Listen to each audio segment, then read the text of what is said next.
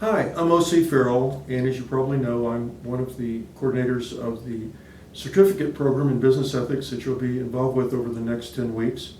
And we're really looking forward to working with you. We hope that you will ask us any questions, address any topics of interest that you might have. And we're going to do a little bit of an introduction to talk about some of the issues in teaching business ethics today. My name is Barney Rosenberg. I'm the Vice President of Ethics and Business Conduct for the Meggitt Group, and we're in the aerospace and defense industry. And I'm Linda Farrell. I'm working with OC on the certificate program, so I'll be interacting with you a lot this semester, and you may see some short videos that we make of current issues that we will be calling Business Ethics Minutes that you'll be seeing throughout the 10 weeks. But most important, welcome to our course. And as you know, that the main focus is participation. And we have a number of podcasts and videos that we hope to make this as real life as possible. And to kick it off, we're going to talk a little bit about teaching business ethics and what are some of the important things that students need to know. And you know, there are many different perspectives to teaching business ethics. We have one survey that shows about half the courses are taught from a highly philosophical perspective, where the professor mainly focuses on the individual, looking at different philosophical concepts such as utilitarianism, theology, those types of things, to help individuals with their ethical reasoning. We've heard that about half of the classes take more of a managerial approach. And a managerial approach would look at what happens in organizations and how students, once they take a job in an organization, are going to have to fit into those organizations. Those courses also emphasize the importance of good personal ethics and character, but they probably emphasize more on the things that go on in organizations and how they manage ethics. And as you might guess, the reason there's a split, a lot of the courses are taught in the philosophy department. But when courses are taught in the College of Business, quite often the managerial approach is taken. And you know, we've asked Barney to join us here today because we thought you should hear from a real ethics officer. And he's had years of experience managing ethics programs in a large aerospace company as well as a number of other companies. So maybe to kick it off, we might say, Barney, what do you think students need to know in terms of some kind of balance between personal ethical reasoning and then knowing how they're going to have to fit into an organizational culture? Here's how I think about it. It's a question of when you wake up in the morning, what kind of place would you like to go to work at?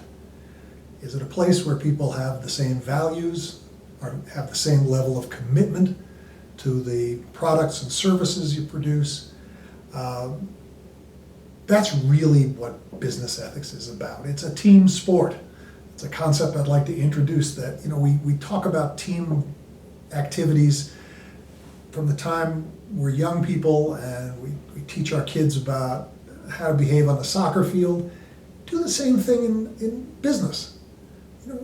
Problems are solved by people working together and thinking them through together. We tend to get into trouble when we behave as lone rangers. That's interesting because when you think about it, a lot of people, and students, I've asked them, do they need an ethics course or a business ethics course? And they say no, because I have good ethics. Now, why can't a student who has good ethics just march into the company and make their own decisions? They may never have thought about their value system as it applies in the People's Republic of China or doing business in Brazil. Whether those values, what they call ethics transfer, is an issue. And most of us coming into the workforce don't have a lot of experience with other cultures and other ways of thinking about the business that we're in. And that's why I talk about it as a team sport. We really need to help each other and support each other as we develop products and services and deal with our customers and our regulators, other governments and their regulations. So it is a much broader concept than just the values that we grew up with. And I think that also opens the door. When you talk about it being a team sport, you start in the organization at the entry level, you work your way up, and you hope one day you're managing, motivating, evaluating, and leading others. And when you get into that situation, that's a whole new set of skills.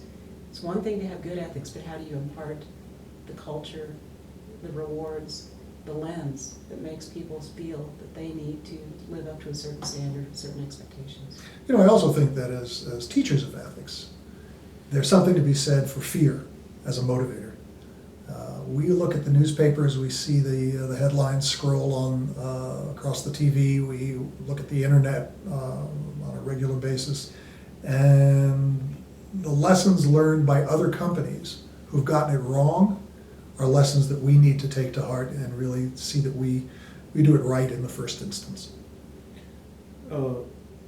Barney, do you think that the word ethics itself is something that is so value-loaded that it distracts people when they study business ethics a little bit, of confusing the word ethics with maybe we're investigating their personal ethics or changing their personal ethics? Yeah, I think that's a real issue. I mean, I've had people tell me that there are religious overtones, that the company has no business poking around in. You've heard me talk about the colleague in the UK who said, I've raised 2 fine sons. I don't need Meggitt to tell me what my ethics should be. My answer was, you're absolutely right.